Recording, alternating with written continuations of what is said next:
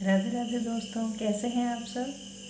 तो चलिए शुरू करते हैं आज डीएवी का क्लास 7 साइंस चैप्टर नंबर 2। ये चैप्टर काफ़ी बड़ा है तो हम इसको पार्ट्स में डिस्कस करेंगे। ये है पार्ट नंबर 1, ठीक है। तो इसमें इस चैप्टर का हेडिंग जो है देखिए क्या है, nutrition in living organisms, animals and man, ठीक है। एनिमल और मैन में किस तरीके से न्यूट्रिशन का रोल होता है, कैसे न्यूट्रिशन इनटेक होता है, डाइजेशन होता है, ये सब चीज़ें हम इसमें पढ़ेंगे। चैप्टर 1 में हमने प्लांट्स के बारे में पढ़ा था और चैप्टर 2 हम पढ़ेंगे एनिमल्स और ह्यूमन के बारे में, ठीक है। तो प्लांट्स मेनली क्या होते हैं, ऑटोट्रोफ्स होते हैं, वो अपना फूड खुद बना सकते हैं।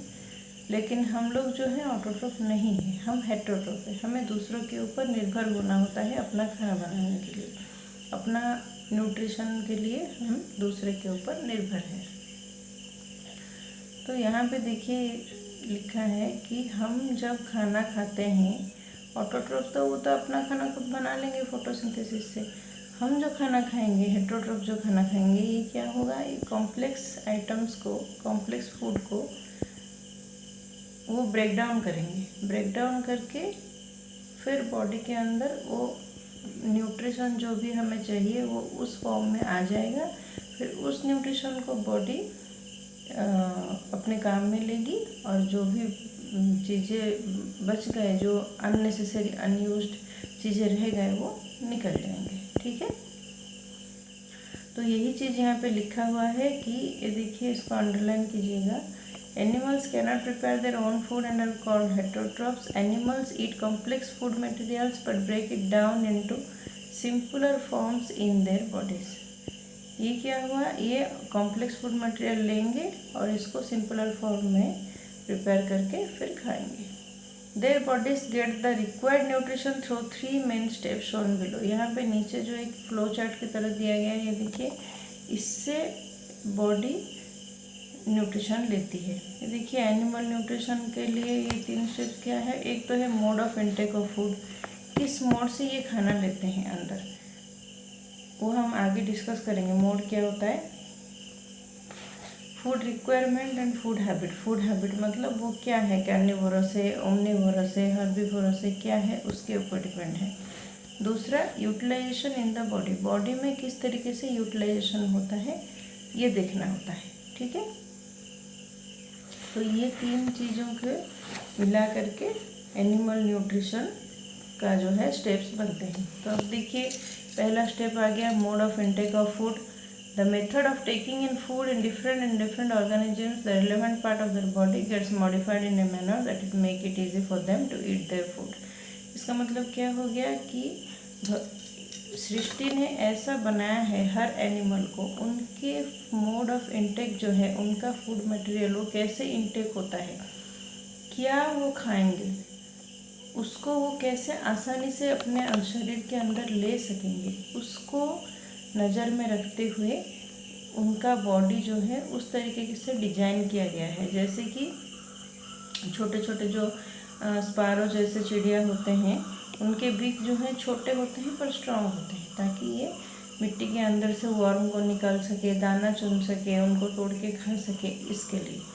ये हमिंग बर्ड का चित्र दिया है, देखिए ये क्या है, ये इसका बीक देखिए कितना लंबा और पतला है। इसके मदद से ये क्या करता है कि फूलों से ये रस जो है उसको ये ले सकता है। तो उसमें इसको कैसे आसानी होगी, उस तरीके से इसका बिग जो है डिजाइन हुआ है। ऐसे ही गाय का क्या है, ये फ्रंटल टिप जो होता है उसका बहुत ही शार्प होता है, और दूसरे जो पीछे वाले जो दांत होते हैं उनको क्या, वो भी फ्लैट होते हैं और बहुत ज़्यादा स्ट्रॉन्ग होते हैं, क्योंकि वो तो रॉ मटेरियल खाते हैं ना। तो मोलर टीथ वगैरह उनका प्लेन होता है और इंसिजर जो है बहुत ही ज़्यादा शार्प होता है, जिसके वजह से वो आसानी से उसको चबा के तोड़ के खा सकते हैं कच्चे चीज़ें को। स्नेक का देखिए यहाँ पे चित्र है, उसका जबड़ा जो है, जॉ लाइन इस तरीके से डिजाइन हुआ होता है कि वो अपने शरीर और अपने मुंह का जो शेप है उससे भी ज़्यादा बड़ा कोई भी चीज़ को आसानी से अंदर ले सकता है और खा सकता है। तो ये हो गया mode of intake of food. Food को कैसे इनटेक करते हैं, हम अंदर लेते हैं, किस तरीके से डिजाइन किया गया है शरीर को और किस तरीके से हम अंदर लेते हैं फूड।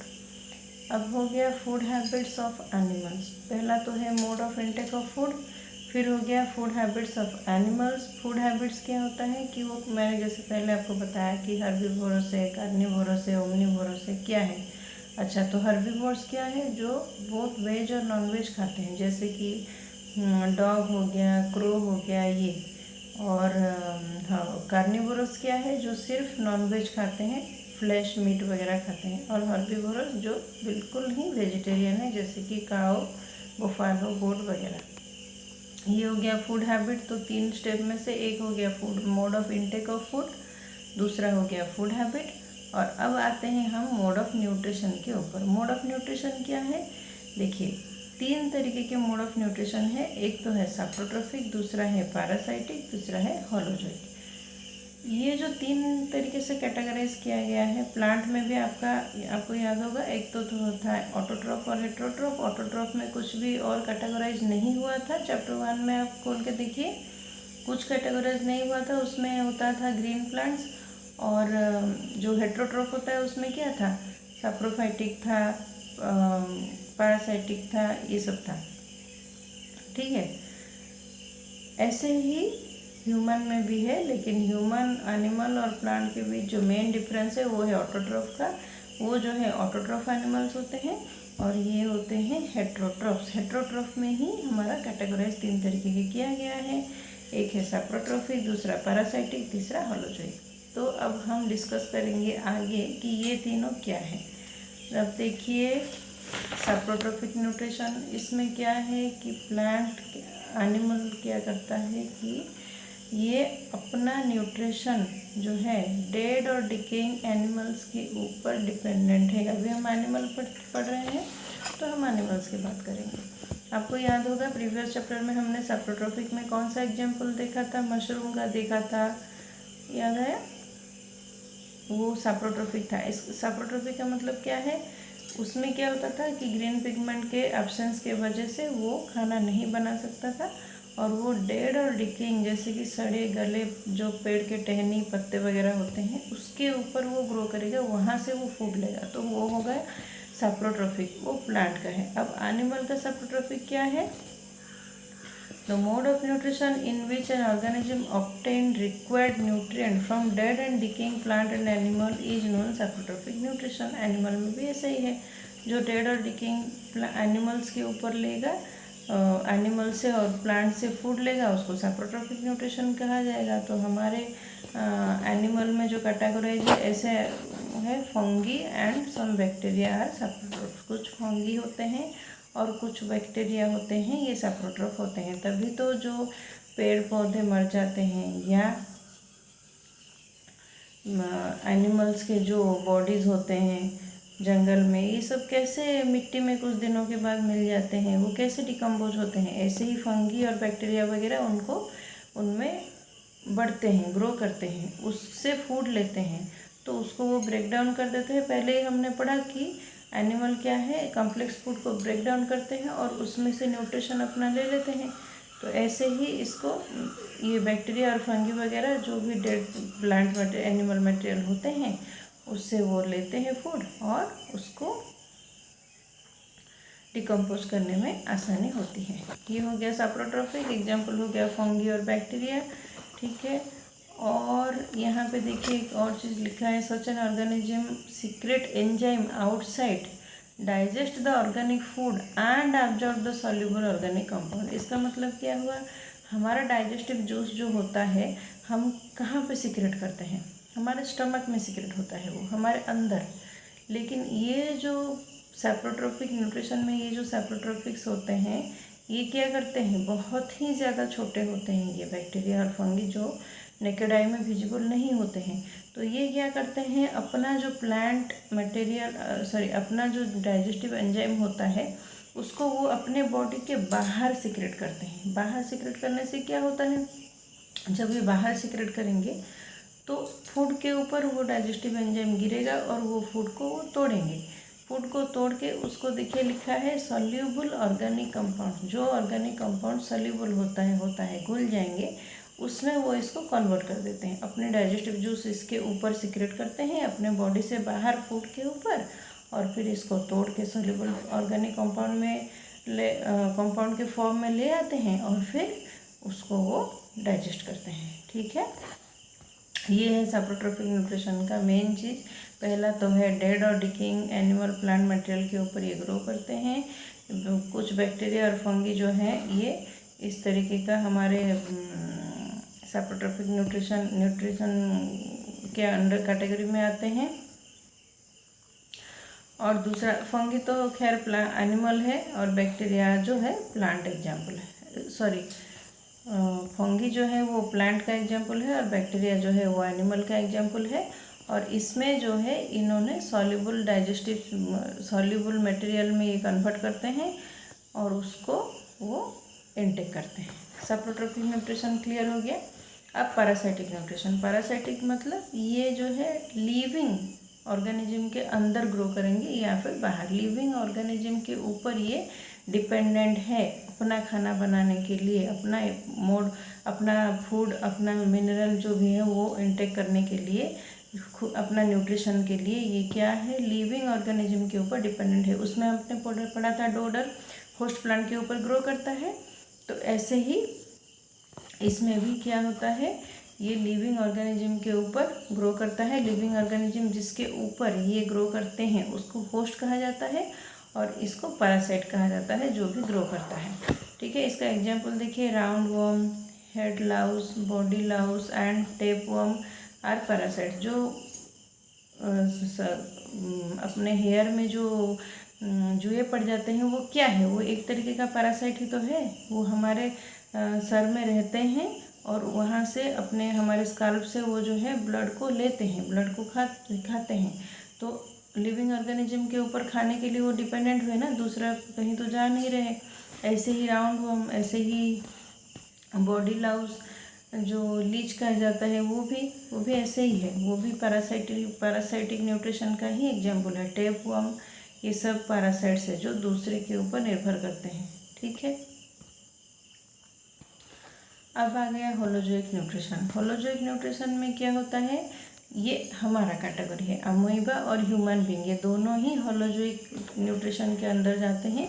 इसमें क्या है कि फूड को हम जब लेते हैं तो सॉलिड और लिक्विड के फॉर्म में जो भी हम लेते हैं, इसको हम बॉडी में लेकर फिर बॉडी के अंदर डाइजेस्टिव जूस रिलीज होता है, वो इसको तोड़कर सिंपलर फॉर्म में लेता है। ऐसा सिंपलर फॉर्म में लेता है जिसको बॉडी अपने अंदर ले सके, जिसको बॉडी अपने काम में ले सके, यूज कर सके, उस सिंपलर फॉर्म में ये आता है, फिर न्यूट्रिशन प्रोवाइड करता है और हम इसको यूज कर सकते हैं।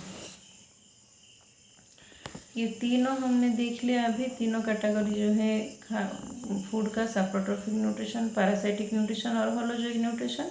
अब आ गया न्यूट्रिशन इन ह्यूमन्स। ह्यूमन का जो है मेन कैटेगरी है अभी हम पढ़ेंगे।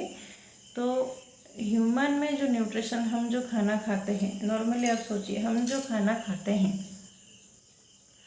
उस खाने को हम जब खाने के बाद वो पहले कहाँ जाता है, पहले हम खाते हैं तो ये कहाँ जाता है, हम अपने मुंह में लेते हैं, मुंह में लेकर फिर इसको हम चबाते हैं। जब चबाते हैं फिर उसके बाद हम इसको निगलते हैं, एनगल्फ करते हैं। तो ये यहाँ से होकर फूड पाइप के अंदर से होकर फिर स्टमक में जाता है। इतना तो हमने पढ़ा है, प्रीवियस चैप्टर में पढ़ा है। यहाँ पर जो है थोड़ा और एलाबोरेटली डिस्कस किया जाएगा। तो देखिए क्या लिखा है, the food that we eat passes through a long muscular tube called the alimentary canal present inside our body. This canal begins at the mouth and enters the anus. ये जो पूरा प्रोसेस है, जो पूरा जो मैकेनिज्म अपने body के अंदर है, यहाँ से लेकर फिर एनस तक, उस पूरे कैनल को कहा जाता है एलिमेंटरी कैनल। ठीक है, और ये क्या करता है, ये माउथ से बिगिन होता है और एनस में ख़त्म होता है। इसका काम ये है कि जो भी फूड हम लेते हैं इसको ये स्मॉलर मॉलिक्यूल्स में, छोटे छोटे पार्ट्स में ये तोड़ता है, तोड़कर उसमें से न्यूट्रिशन को अलग करता है और फिर ये ब्लड स्ट्रीम में फ्लो होता है वो न्यूट्रिशन, और हमारे बॉडी के सभी जगह पर पहुंचता है। हो गया। अब इसके जो है बहुत सारे स्टेप्स हैं। देखिए बुक में, देखिए क्या क्या स्टेप्स है।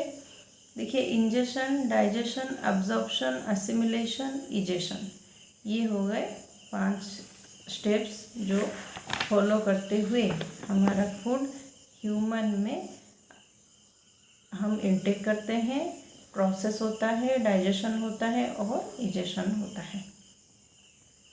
तो ये सारी चीज़ें हम यहाँ पर अच्छे से डिस्कस करेंगे। पहला हो गया इंजेशन। इंजेशन का प्रोसेस जो है ये पूरा सीरियल में दिया गया है। पहले कोई होता है इंजेशन होता है, मतलब हम जब अंदर लेते हैं, मुंह माउथ में लेते हैं, उसको बकाल कैविटी कहा जाता है। और हम इसको जब लेते हैं, हम इसको फूड को च्यू करते हैं, अंदर च्यू करते हैं। तो च्यू करने के बाद क्या होगा, जब हम माउथ में फूड लेके उसको च्यू करने लगे, तो च्यू करने के बाद वो तो फिर ग्राइंडिंग, जैसे हम ग्राइंडिंग करते हैं फूड, वो क्या होता है, जो मोटा सा होता है फूड, वो स्लरी के फॉर्म में आ जाता है। ऐसे ही जब हम जब माउथ में अपना फूड को च्यू करते हैं तो ऐसे ही फॉर्म में आ जाता है। फिर क्या होगा, ये हम इसको निगलते हैं तो वो फूड पाइप के माध्यम से क्या कहाँ पर जाएगा, डाइजेशन के लिए स्टमक में जाएगा। यही चीज़ यहाँ पे लिखा है। डाइजेशन, इजेशन तो हो गया, इंजेशन। फिर इसके बाद डाइजेशन। डाइजेशन में क्या होगा, the process of breakdown of complex molecules into simple soluble ones. हमने उसको ग्राइंडिंग करने के जैसा स्लरी के फॉर्म में अंदर ले लिया, लेकिन उसमें से न्यूट्रिशन अलग अभी नहीं हुआ है।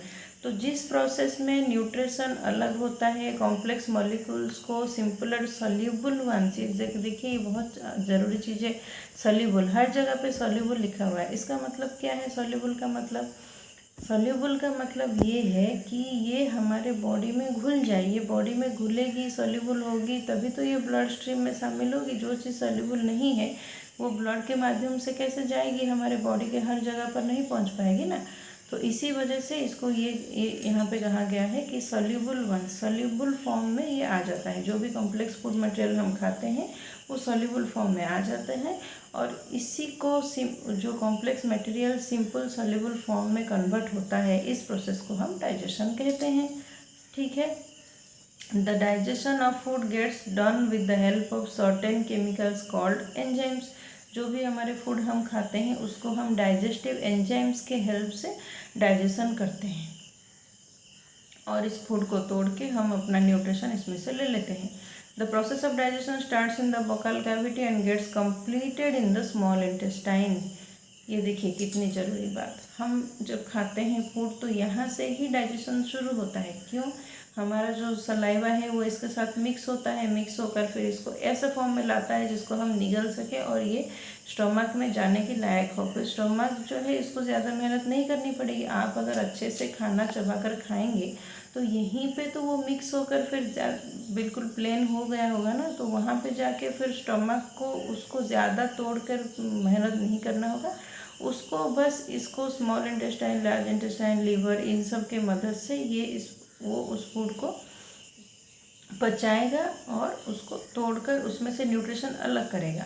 इसीलिए हम कहते हैं जब हम खाना खाते हैं तो बिना बातचीत किए और पॉजिटिव थिंकिंग के साथ अच्छे से चबा चबा कर खाना खाना चाहिए। तो हमारा स्टमक के ऊपर ज़्यादा प्रेशर भी नहीं पड़ेगा और हमारा डाइजेस्टिव सिस्टम बिल्कुल हेल्दी रहेगा। ठीक है।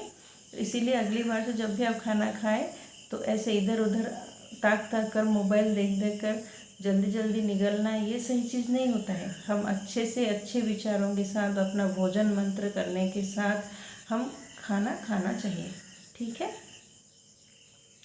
और अच्छे से बिल्कुल चबा चबा कर खाना खाना चाहिए। खाना खाने के बीच में पानी बिल्कुल नहीं पीना चाहिए, ये आपको पता है कि नहीं। जब हम खाना खाते हैं तो थोड़ा अगर यहाँ पे कुछ अटक गया, फंस गया, सूखा सूखा सा लगा, तब हम थोड़ा सा पिए, वो ओके है, 1-2 घूंट। उससे ज़्यादा हम पानी पिएंगे तो वो फिर नेगेटिवली काम करेगा। वैसे तो पानी शरीर के लिए अच्छा होता है, लेकिन ऐसे अगर हम पानी पिएंगे तो वो शरीर के लिए नेगेटिवली काम करेगा। तो खाने से आधे घंटे पहले या खाने से आधे घंटे बाद ही हमें खाना खाना होगा, हमें पानी पीना होगा। ठीक है। तो हमने अभी 2 स्टेप्स पढ़े, एक तो है इंजेशन, दूसरा है डाइजेशन। दोनों हम पढ़े, आपसे समझ गए होंगे इंजेशन क्या है। अंदर जो लेना होता है वो प्रोसेस को, उसको कहा जाता है इंजेशन। और डाइजेशन क्या है, जो कॉम्प्लेक्स फूड मटेरियल हम अंदर लेते हैं उसको सॉल्यूबल सिंपलर फॉर्म्स में कन्वर्ट करने का जो प्रोसेस होता है डाइजेस्टिव एंजाइम्स की मदद से, उसको कहा जाता है डाइजेशन। और फिर आगे absorption. The digested food is absorbed by the walls of the small intestine from where it gets passed on to the blood. जो फूड डाइजेशन हुआ, स्टमक में जो फूड डाइजेशन हुआ, वो फिर क्या होता है, वो जो डाइजेशन होने के बाद जो हमें न्यूट्रिएंट मिनरल उसमें से फूड में से मिले, अलग हुए, वो अब्जॉर्ब होते हैं बॉडी के अंदर स्मॉल इंटेस्टाइन की मदद से। स्मॉल इंटेस्टाइन की मदद से वो जब ऑब्जर्व होते हैं, फिर वो ब्लड के साथ अपने शरीर में घूमता है और जहाँ जहाँ जो जो न्यूट्रिशन चाहिए उसको वो देता है। अब assimilation. Absorbed food is utilized by the body for growth and formation of the body parts. This process is called assimilation. Food का बॉडी पार्ट का जो ग्रोथ के लिए जो यूज होता है, अब्जॉर्ब फूड होता है। जो हम फूड अब्जॉर्ब होगा स्मॉल इंटेस्टाइन की मदद से, जो अब्जॉर्ब हो गया, फिर वो यूज तो होगा ना, वरना अब्जॉर्ब होने का फ़ायदा क्या है, उसको कहा जाता है एसिमिलेशन। समझ गए? अंदर जाने का प्रोसेस होता है इंजेशन। जैसे इंजेक्शन होता है, हम कुछ इंजेक्ट करते हैं बॉडी के अंदर डालते हैं, ऐसे इंजेशन हम जो फूड लेते हैं। डाइजेशन, इसको सिंपलर फॉर्म में हम तोड़ते हैं, बॉडी तोड़ता है। अब्जॉर्प्शन क्या हुआ, जो फूड मटेरियल, जो न्यूट्रिशन हमको मिला, वो बॉडी में अब्जॉर्ब होना, ब्लड के साथ मिल जाना, इसको कहा जाता है अब्जॉर्प्शन, जो कि होता है स्मॉल इंटेस्टाइन की मदद से। फिर होता है एसिमिलेशन। एसिमिलेशन क्या हुआ, बॉडी का जो न्यूट्रिशन जो है बॉडी में यूज होना, वो होता है एसिमिलेशन। अब आ गया इजेशन। इजेशन क्या है, ये इजेशन जो प्रोसेस होता है, जो हमारा फूड मटेरियल जो हमें नहीं चाहिए, बॉडी को नहीं चाहिए, ज़रूरत नहीं है, एक्स्ट्रा अननेसेसरी चीज़ जो कि बॉडी के लिए गार्बेज से ज़्यादा कुछ नहीं है, उस अनडाइजेस्टेड, अनयूज्ड, अननेसेसरी फूड को, जो मटेरियल बच गया, उसको बॉडी क्या करता है, निकाल देता है, बॉडी से बाहर कर देता है, उसको कहा जाता है इजेशन। ठीक है, पांचों स्टेप समझ में आ गए। Ingestion, digestion, absorption, assimilation, egestion. इन्हीं पांचों को फिर हम डिटेल में डिस्कस करेंगे आगे। अब क्या हुआ, ये चित्र देखिए राइट साइड में, ये बहुत ध्यान से देखिए। इसमें पहले जो है वो बकल कैविटी है। अब डायग्राम में यहाँ पे देख सकते हैं, ये पूरा का पूरा ह्यूमन डाइजेस्टिव सिस्टम यहाँ पर शो किया गया है। इस डायग्राम को आप अच्छे से प्रैक्टिस कीजिएगा। ये जो प्रैक्टिस करने से ही आपको ये आएगा ना, एग्ज़ाम में अगर आएगा तो आप अच्छे से कर सकते हैं। बिल्कुल बारीकी से आप ध्यान से देखिए क्या लिखा है। बकल कैविटी पहले जो है, या ये पूरा का पूरा ये क्या है, एलिमेंट्री कैनाल है। बिल्कुल बकल कैविटी से शुरू होता है और एनस में ख़त्म होता है। बकल कैविटीज़ के मदद से हम अंदर लेते हैं। जैसे ही हम अंदर फूड लेते हैं या फिर फूड को देखते हैं, बॉडी जो है उसको सेंस करता है कि ये फूड आ रहा है यहाँ पे। आपने देखा होगा जब भी हम कुछ खाना अभी मुंह में नहीं गया होगा, खाना को हम देखते हैं, अगर हमारा पसंदीदा हो तो और अच्छी बात है।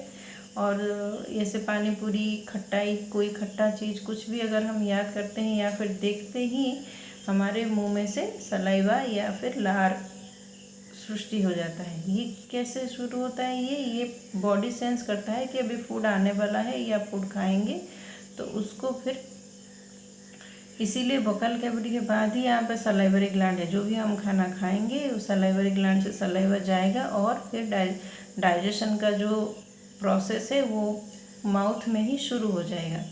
अब दूसरा यहाँ पे क्या है, फूड पाइप और एसोफेगस। फूड पाइप के मदद से क्या होगा, जो भी हमने च्यू किया है सलाइवा के साथ मिक्स होकर स्लरी फॉर्म हो चुका है, ये फिर फूड पाइप के मदद से अंदर आएगा और ये कहाँ पे आएगा, स्टमक में आएगा। स्टमक में जैसे ही आएगा तो फिर लीवर से और स्मॉल इंटेस्टाइन से यहाँ पे जो डाइजेस्टिव एंजाइम्स जो है सीक्रेट होंगे, फिर डाइजेशन होगा, फिर आगे स्मॉल इंटेस्टाइन में जाएगा, फिर लार्ज इंटेस्टाइन में जाएगा, फिर फाइनली अनस तक पहुँचेगा। ये देखिए लेबलिंग सब किया हुआ है, स्टोमक, पैनक्रियाज और liver, large intestine, small intestine, फिर रेक्टम, फिर फाइनली अनस। ठीक है।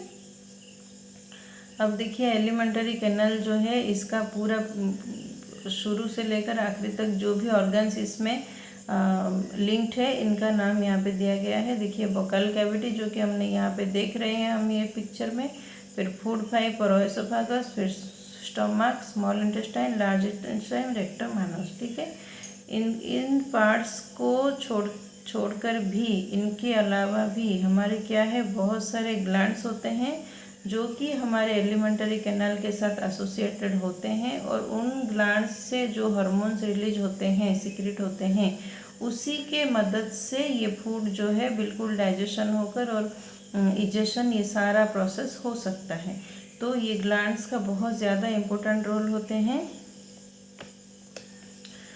तो फाइनली हमने ये समझा कि जो भी हमने न्यूट्रिशन हमारा ह्यूमन में जाता है वो कैसे होता है। पहले तो है mode of intake of food, कैसे हम फूड अंदर लेते हैं, फिर किस तरीके का फूड हम कैसे खाते हैं, उसके ऊपर न्यूट्रिशन, मोड ऑफ न्यूट्रिशन हो गया। उसके हिसाब से 3 कैटेगरी हमारे हो गए, सैप्रोट्रोफिक, पैरासाइटिक और होलोजोइक।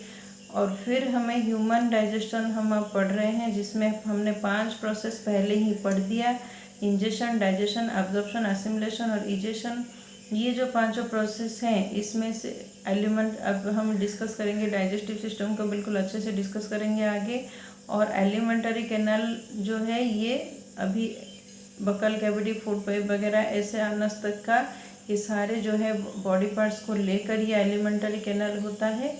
और इस एलिमेंटरी कैनाल जो फॉर्म होता है, इसमें सिर्फ और सिर्फ ये बॉडी पार्ट्स नहीं यूज होते हैं, इसके साथ ही ये बॉडी पार्ट्स के साथ ही इसमें जो है बहुत सारे डाइजेस्टिव एंजाइम्स एसोसिएट होते हैं, ग्लैंड्स एसोसिएट होते हैं, जिसके मदद से